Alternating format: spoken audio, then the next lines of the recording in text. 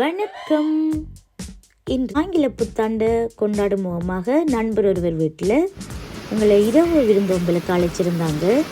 வெளியில் வர சரியான மழை, நீங்களே பாருங்கள் எப்படி அடித்து கொண்டு வந்து. அதான் வீட்டில் இருந்து ரவையை வச்சு சிம்பிளாக ஒரு கேசரி செய்து கொண்டு போகலாமென்று முடிவு பண்ணி அதை உங்களோட பகிர்ந்து கொண்டு இருக்கிறேன். இப்போ நான் சன்ஃப்ளவர் ஆயில், பட்டர், அதோட நெய் மூண்டையும் மிக்ஸ் பண்ணி அதில் கஜுவையும் கொஞ்சம் பாதாம் பருப்பையும் சேர்த்து வதக்கி கொண்டு இருக்கிறேன். இந்த கஜு பாதாம் பருப்பெல்லாம் அரைவாசி வெந்ததுக்கு பிறகு வறுபட்டதுக்கு பிறகு நான் ப்ளம்ஸை சேர்க்கிறேன். ப்ளம்ஸ் பலூன் மாதிரி உப்பி வந்ததுக்கு பிறகு அதை இறக்கிட்டு அதே சட்டியில் ஒரு சுண்டு ரவையை போட்டு 5 நிமிஷம் வரைக்கும் வறுக்கிறேன். இந்த ரவை தமிழ் கடையில் வர்றது கொஞ்சம் பெருசாக இருக்கும். அதாண்டா நீங்கள் 7 நிமிஷம் வரைக்கும் வறுக்க வேணும்.